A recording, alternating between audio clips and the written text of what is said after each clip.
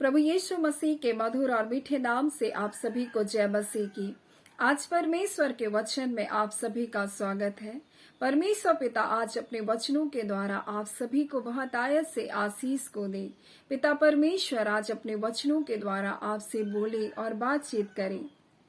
आज हम क्यों परमेश्वर के उपकारों को हमको स्मरण करना है, हम इसके दूसरे भाग में आज आए हैं। और हमने पिछले दिनों परमेश्वर के वचन से सीखा कि क्यों हमें परमेश्वर के उपकारों को नहीं भूलना चाहिए।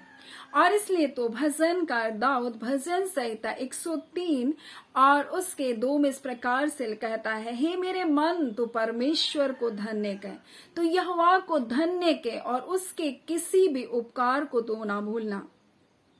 और भजनकार दाऊद अपने जीवन में अपने मन को प्रेरित कर रहा है, अपने मन को वो तैयार कर रहा है और परमेश्वर का धन्यवाद करने के लिए। और वो कह रहा है, मेरे मन तो यहोवा को धन्य कह और उसके किसी भी उपकार को ना भूलना। और पिछले दिनों हमने देखा किस प्रकार से हिजकिय्याह राजा, जो यहूदा का राजा था, परमेश्वर ने उसको रोग से चंगा किया, परंतु वह परमेश्वर के उपकारों का बदला नहीं दिया और उसका मन फूल गया। और इस कारण तो पर उसका कोप उस पर और यहूदा और यरूशलेम पर भड़का। और कई बार हम परमेश्वर के उन भलाइयों को स्मरण ना करने के कारण हम परमेश्वर के क्रोध से हम क्या हो जाते हैं, परमेश्वर के क्रोध का सामना हम करने लग जाते हैं।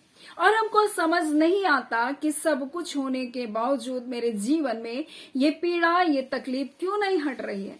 मेरे प्रियो, परमेश्वर का कोप ना सिर्फ उस पर परंतु यहूदा और यरूशलेम पर भी भड़का। क्यों कर? राजा हिजकिय्याह के कारण, क्योंकि उसने परमेश्वर के उस उपकार का, उस चंगाई का परमेश्वर को उसने बदला नहीं दिया, उस उपकार को उसने स्मरण नहीं किया। और इस कारण तो परमेश्वर का कोप उस पर भड़का। और इसलिए भजनकार दाऊद हर समय परमेश्वर के किए हुए उपकारों को स्मरण करता है और परमेश्वर का वो धन्यवाद करता है। आज हम उसके दूसरे भाग में पहुंचे और हम आज जानेंगे कि क्यों और हमें परमेश्वर के उपकारों को नहीं भूलना है। जब हम परमेश्वर के उपकारों को स्मरण करते हैं तो हमारे सामने चाहे जितनी भी बड़ी बड़ी समस्या क्यों ना हो, हम उस समस्या से पल भर में हम पार लग सकते हैं। और इसलिए परमेश्वर चाहता है कि हम उसके उपकारों को कभी भी ना भूलें। हम भजनकार दाऊद के जीवन से इस बात को सीख सकते हैं। जब हम पहला सामुएल उसका 17 अध्याय और उसके हम लोग अगर 34 से देखेंगे तो इस प्रकार से परमेश्वर का वचन कहता है, दाऊद ने शाऊल से कहा, तेरा दास अपने पिता की भेड़ बकरियां चराता था, और जब कोई मेरे पिता की भेड़ बकरियां, बोलता है कोई भालू का झुंड में से, बोलता है भालू झुंड में से मेरे मेमने को उठा ले जाता था, या कोई सिंह, तब मैं उसका पीछा करके उसको मारता था और अपने मेमने को उसके मुंह से मैं छुड़ा लेता था, और जब वो मुझ पर हमला करता था तो मैं उसका केस पकड़कर उसको मार डालता था। और कहता, तेरा दास सिंह और भालू दोनों को मारा है। और वह खतना रहित पलिश्ती जो गोलियत उनको ललकार रहा है, बोल रहा है कि वो खतना रहित पलिश्ती उसके समान हो जाएगा, क्योंकि जीवते परमेश्वर की सेना को उसने ललकारा है। वो कह रहा वो भी उस सिंह, उस भालू के समान हो जाएगा जिसको मैंने मारा, क्योंकि उसने मुझे नहीं परंतु जीवते परमेश्वर की सेना को ललकारा है। और दाऊद बता रहा है कि जो परमेश्वर मुझको सिंह और भालू के पंजे से बचाया, वो कहता, फिर दाऊद ने कहा कि यहोवा ने मुझे सिंह और भालू दोनों के पंजे से बचाया, वह मुझे पलिश्ती के हाथ से भी बचाएगा। और यहाँ पर दाऊद क्या कह रहा? दाऊद अपने भरोसे के बारे में बता रहा और परमेश्वर के ऊपर विश्वास के बारे में बता रहा है। उसको भरोसा है कि वो परमेश्वर है जिसने मुझको इतनी बड़ी जय को दिया, वो परमेश्वर आगे भी मुझको जय देगा। वो परमेश्वर जिसने मुझको भालू और शेर के पंजे से बचाया, इस खतना रहित पलिश्ती के हाथ से, इस गोलियत से भी मुझको बचाएगा। और वो स्मरण कर रहा है, और स्मरण करते हुए वो इस बात को बता रहा है, परमेश्वर के उपकार और भलाई को स्मरण कर रहा है। और जब जब हम परमेश्वर के किए हुए छुटकारे के कार्य को, उसकी भलाई को, उसके छुटकारे के उस कार्य को जब हम स्मरण करते हैं, तब हमारे जीवन में परमेश्वर एक नया बल को देता है, ताकि हम आने वाले बातों पर भी हम जय को पा सकें। चाहे हमारे सामने वो समस्या पहाड़ के जैसा भी क्यों ना हो, लेकिन जब हम परमेश्वर के उपकारों को स्मरण करने लगते हैं, वो हमारे लिए बहुत छोटा बन जाता है वो समस्या। लेकिन जब हम परमेश्वर की ओर अपने ध्यान को नहीं लगाते, वो समस्या होगा बहुत छोटा, वो बीमारी होगी बहुत छोटी, लेकिन वो आपको पहाड़ के जैसा दिखाई देगा। और ऐसे लोगों को ये पहले गोलियत एक विशाल राक्षस के जैसा दिखाई दे रहा था, और जब वो ललकारता था और इजरायली सेना को जब धमकी देता था, लोग पीछे भाग जाते थे। और वो लगातार ऐसे ही लोगों को धमकी दे रहा था, लेकिन ये डर रहे थे। लेकिन इस गोलियत को देख करके दाऊद नहीं डरा, क्योंकि उसको पता है जिस परमेश्वर ने मैं जब जंगल में था मुझको सुरक्षित रखा, जब मैं भेड़ बकरी को चराता था, मेरे मेमने को उठा कर ले जाता था, मैं उसके पंजे से छुड़ा लेता था, वही परमेश्वर आज मेरे साथ है और वही हमारा परमेश्वर है। और ये तो परमेश्वर की वाचा में भी नहीं है, तो ये हम पर जय भी नहीं पा सकते। इस प्रकार से वो परमेश्वर की भलाई को, उसके उपकार को, उसकी सुरक्षा को स्मरण कर रहा है। मेरे प्रियो, जब जब हम परमेश्वर के उपकारों को स्मरण करके उसका धन्यवाद देते हैं, आने वाली समस्या चाहे जितनी भी बड़ी आपके सामने हो, आपको बहुत छोटा लगेगा। आप उससे डरेंगे नहीं, आप उससे भयभीत नहीं होंगे, आप उससे भागेंगे नहीं, क्योंकि आपको पता है जिस परमेश्वर ने मुझे पिछले दिनों जय दिया, वो परमेश्वर मुझे आज और अभी भी समस्या के ऊपर जय को देगा। और इसलिए तो भजनकार दाऊद अपने मन को प्रेरित करते हुए बोल रहा है, हे मेरे मन यहोवा को धन्य के और उसके किसी भी उपकार को ना भूलना। वही है जो मेरे अधर्मों को क्षमा करता। वो जानता था वो पापों में घिर गया था, वो पापों में जीवन को जी रहा था, परंतु परमेश्वर ने अनुग्रह करके, दया करके उसको फिर से उठने के लिए अनुग्रह दिया।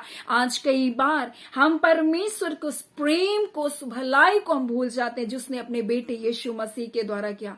और वो हमारे अपराधों का दोष देने के लिए नहीं, परंतु वो चाहता है कि हम मन फिरा कर उसके पास लौट आए। और इसलिए तो हमें नहीं भूलना है परमेश्वर की भलाई को, हमें नहीं भूलना है उसके क्रूस को, हमें नहीं भूलना है कि उसने हमारे पापों की क्षमा के लिए उसने अपने शरीर का एक कतरा लहू को बहाया।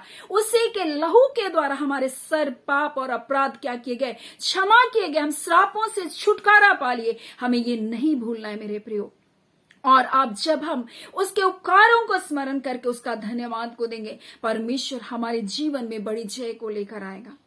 इसलिए उसका वचन कहता है कि हे मेरे मन, परमेश्वर यहोवा को तू धन्य कर, उसके किसी भी उपकार को ना भूलना। वही तेरे अधर्मों को क्षमा करता है, वही तेरे सारे पापों को मिटा देता है, वही तेरी लालसाओं को तमोतम पदार्थों से तृप्त करता है, वही तेरे प्राण को हानियों से बचाता। और इसलिए तो भजनकार दाऊद यहाँ इतने बड़े गोलियत से भी वो जय को पा लिया। मेरे प्रियो, वो उपकारों को नहीं भूलता था। आज हमें भी परमेश्वर के उपकारों को नहीं भूलना। और हम लोग आज तीसरी बातों को भी आज सीखेंगे, और हम हिजकिय्याह राजा के जीवन से ही सीखेंगे कि हिजकिय्याह राजा परमेश्वर के उपकारों को भूल दो गया, और परमेश्वर ने इस कारण उस पर कोप को भड़काया। लेकिन उसने जल्दी समझ लिया कि क्या कारण था, और उस कारण को जानने पर वो परमेश्वर के सामने नम्र बना, क्योंकि परमेश्वर घमंडियों को पसंद नहीं करता। और जब जब मनुष्य घमंड करता है, सोचता मैं अपनी ताकत पर और मेरी धार्मिकता के कारण परमेश्वर ने मेरे साथ इतनी भलाई की, मुझको उन्नति दिया। और जब हम ऐसा घमंड करते तो परमेश्वर हमारे जीवन में अपने कोप को भड़काता है। वो घमंड देख नहीं सकता, परंतु वो नम्र, जैसे हिजकिय्याह नम्र हुआ, परमेश्वर ने उसके ऊपर से अपना कोप हटा दिया। परंतु हम एक बात को उसमें और देखेंगे, जब हम दूसरा इतिहास को पढ़ते हैं और उसके हम लोग जब 32 अध्याय और उसके 31 को पढ़ते हैं, तो भी जब बेबीलोन के हाकिमों ने उसके पास उसके देश में किए हुए अद्भुत कामों का विषय पूछने के लिए दूत भेजे, तब परमेश्वर ने उसको इसलिए छोड़ दिया कि उसको परख कर उसके मन का सारा भेद जान ले।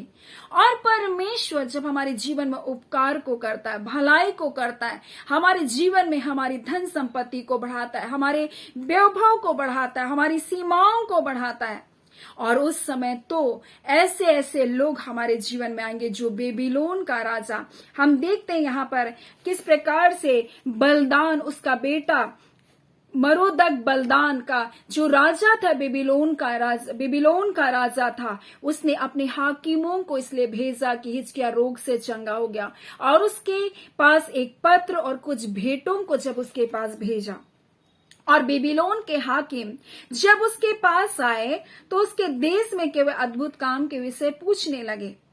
तब परमेश्वर ने उसको इसलिए छोड़ दिया कि उसको परख कर उसके मन का भेद जान लिया। और उस समय उसने परमेश्वर की महिमा नहीं की, परंतु उसने अपना सारा भंडार, अपना सब कुछ को उसने बेबीलोन के राजा के हाकिम जो आए थे उनको सब कुछ दिखा दिया। और इस कारण तो आने वाले समय में उसका सब कुछ लूट कर बेबीलोन चला गया। मेरे प्रियो, परमेश्वर उसके मन का भेद उस समय जान लिया। जब उसके शत्रु लोग आए जो भेष बदल करके आए और सोचे कि ये तो मेरी तकलीफ में मेरा हाल चाल पूछने आए थे, मेरी चंगाई को जानकर, लेकिन ऐसा नहीं था। वो लोग इसलिए आए थे कि उसके राज्य का भेद जाने, वो इसलिए नहीं आए थे कि राजा हिजकिय्याह चंगा हो गया है। परंतु कई बार लोग हमारे जीवन में ऐसे ही लोग आएंगे, और दुख में तो वो नहीं आएंगे, लेकिन जैसे ही आपके जीवन में छुटकारा आएगा, जैसे ही आपके जीवन में भलाई आएगा, तब वो आपके जीवन में आएंगे और आपकी तारीफ करेंगे, आपके बारे में अच्छा संदेश को देंगे। लेकिन उस समय हमें उन बातों में नहीं जाना, परंतु अपना पूरा मन परमेश्वर की ओर लगाना। ये नहीं कि बड़ा खुश हो जाना है।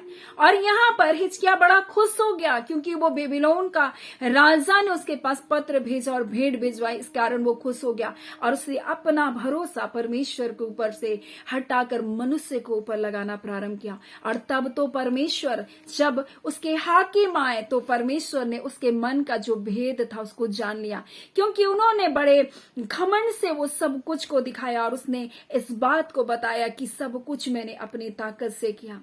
और तब तो यहाँ परमेश्वर का वचन कहता है, तो भी जब बेबीलोन के हाकिम ने उसके पास उसके देश में किए हुए अद्भुत कार्य को पूछने के लिए उस दूत भेजे, तब परमेश्वर ने उसको इसलिए छोड़ दिया कि उसको परख कर उसके मन का सारा भेद को उसने जान लिया।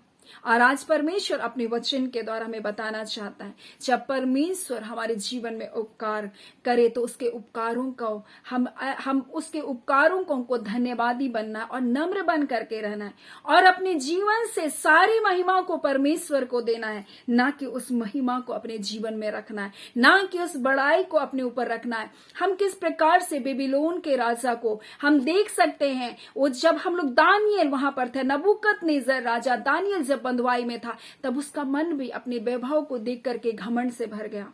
और तब तो परमेश्वर जो सारी पृथ्वी का मालिक और स्वामी, वो कहता है कि मैं स्वर्ग का परमेश्वर हूं, मैं पृथ्वी पर प्रभुता करता हूं, जिसको चाहता हूं उसको मैं राज्य को देता हूं, उसको उन्नत करता हूं। और परमेश्वर ही है, क्योंकि बढ़ती ना तो पूरब से होती है ना पश्चिम से, परमेश्वर ही बढ़ाता है। और उसने बेबीलोन के राजा नबूकदनेस्सर को भी ऊंचा उठाया, उसके साम्राज्य को बढ़ाया, लेकिन वो घमंड से बढ़ गया। तब परमेश्वर ने उसके राज्य को उसके हाथों से छीन लिया था, और उसको कुछ वर्षों तक, जब तक 7 साल नहीं बीता, वो पशुओं के समान घास खाने लग गया। परमेश्वर क्या कहना चाहता है? परमेश्वर ये चाहता है कि जब भी हमारे जीवन में भलाई हो, जब भी हमारे जीवन में छुटकारा हो, जब भी हमारे जीवन में परमेश्वर हमारी लालसाओं को पूरा करे, हमारे मन की इच्छाओं को पूरा करे, तब हम घमंड से ना भरे, और हम उन किए हुए उपकारों को, उनकी भलाई को किसी मनुष्य के सामने दिखावे के लिए हम उसको इस्तेमाल ना करें, परंतु हम नम्र बनकर परमेश्वर के धन्यवादी बने रहे। लोग जब थोड़ा बढ़ जाते हैं, थोड़ी आशीष को पाते हैं, तब वो लोगों को दिखाने लग जाते हैं। हमें परमेश्वर चाहता है हम लोगों को दिखाने ना लग जाए, हम घमंड से ना फूल जाएं। और यही काम यहाँ पर राजा हिजकिय्याह कर रहा है। वो घमंड से फूल गया और सब कुछ को लोगों को दिखाने लगा। आज मनुष्य के अंदर ये बहुत बड़ा ये कि कुछ चीज खरीदा नहीं खरीदा, कोई आशीष मिली नहीं मिली, वो लोगों को दिखाना बहुत प्रारंभ कर देते हैं, लोगों को बताना बहुत प्रारंभ कर देते हैं। और लोग अपने स्टेटस में और जगह जगह पर अपने किए हुए भलाई को क्या करते, लोगों को दिखाना प्रारंभ कर देते हैं। परंतु परमेश्वर नहीं चाहता कि हम मनुष्य में दिखावे के जैसा जीवन को जिए। परमेश्वर ने आशीष दिया है, अच्छी बात है, हम धन्यवादी बने रहें, लेकिन दिखावा ना करें। परमेश्वर इस बात को पसंद नहीं करता। कई बार हम दिखावा करने लगते हैं, और परमेश्वर नहीं चाहता कि हम ऐसा करें। जैसे राजा हिजकिय्याह ने वहां पर क्या बेबीलोन के हाकिमों को सब कुछ दिखाने लग गया, तब तो यहाँ यशायाह कहता है तूने क्या क्या दिखाया? बोला मैंने सब कुछ दिखा दिया। बोला आने वाले समय में कुछ भी नहीं बचेगा जो कुछ तूने दिखाया है। मेरे प्रियो, परमेश्वर इसलिए चाहता हम कि दिखावा ना करें, और इसलिए परमेश्वर चाहता है कि हम उसके उपकारों को, उसके भलाई को स्मरण करके उसके धन्यवादी बने रहें और दिखावा ना करें। और परमेश्वर चाहता है हम उपकारों का स्मरण करें ताकि आने वाले समय में हम जय पाए। और हम परमेश्वर चाहता है कि हम उपकारों के लिए धन्यवाद दें ताकि हम परमेश्वर के लिए कोप का सामना ना करने पाए, हम घमंड से ना भूल जाएं। परमेश्वर पिता आज इन वचनों के द्वारा आप सभी को बहुत दायद से आशीष को दे। आमीन। आइए हम प्रार्थना करें। धन्यवाद देते हैं जीवते सच्चे सामर्थी पिता परमेश्वर, प्रभु यीशु मसीह के मधुर मीठे नाम से पिता आपके निकटता, आपकी हुजूरी में आते हैं। प्यारे आबा परमेश्वर पिता, आज अपने वचनों के द्वारा हाँ पिता परमेश्वर अपने लोगों से आपने बोला और बातचीत किया पिता। हाँ खुदान परमेश्वर, आज हम इस वचनों के द्वारा प्रभु जी अपने जीवन को जांचने पाए खुदावन। हाँ पिता आपके उपकार को, आपकी भलाई को स्मरण करने वाले बन सके प्रभु। जो कुछ आपने किया परमेश्वर हमारे लिए पिता, हम उसके लिए धन्यवादी बने रहे। हाँ पिता अपने बेटे यीशु मसीह के द्वारा आपने हमें धर्मी बनाया प्रभु। हाँ पिता ये धार्मिकता हमारी नहीं परमेश्वर पिता, परंतु आपके बेटे यीशु मसीह के अनुग्रह के द्वारा हम सेंत में धर्मी बनाए गए हैं परमेश्वर पिता। हम उन आशीषों का दिखावा करने वाले ना बन सके प्रभु जी, परंतु आपके उपकारों को स्मरण करे प्रभु जी। और हम इस बात को स्मरण करें जिस परमेश्वर ने हमें बचाया वो आगे भी हमें बचाएगा, ऐसा विश्वास में उन उपकारों को स्मरण करते हुए अपने जीवन में आपके धन्यवादी बन सके प्रभु जी। ऐसा अनुग्रह प्रदान कीजिए खुदावन परमेश्वर, ताकि हाँ पिता हम आपके उन कोपों का सामना ना कर सके।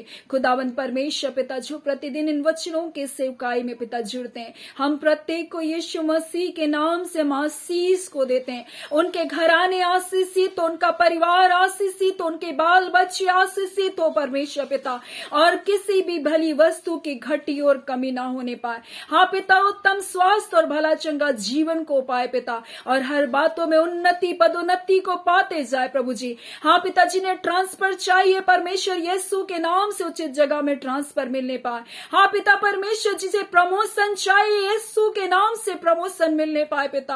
हाँ पिता, जिन्हें नौकरी चाहिए प्रभु जी यीशु के नाम से उत्तम जॉब मिलने पाए खुदा।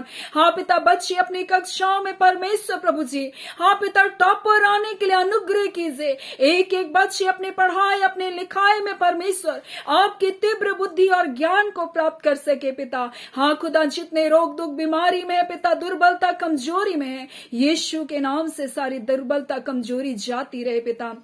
आप अपने लोगों को स्पर्श कर रहे हैं पिता, अपने लोगों को छू रहे हैं पिता। पवित्र आत्मा अपने लोगों के जीवन में अपने अद्भुत कार्य को कर रहे हैं मेरे पिता। हम आपका धन्यवाद करते हैं पिता परमेश्वर। मेरे खुदावन परमेश्वर पिता, जितने लोग अपनी प्रार्थना याचना को लेकर है पिता, अगर किसी भी प्रकार के दर्द और पीड़ा और असहनीय दर्द है, आज यीशु के नाम से हम आदेश करते हैं हर प्रकार का दर्द परमेश्वर प्रभु यीशु के नाम से इनके शरीरों को छोड़कर जाए। हर प्रकार की पीड़ाएं प्रभु, जिनको मानसिक पीड़ाएं हैं, यीशु के नाम से इनको छोड़कर जाने पाए प्रभु जी।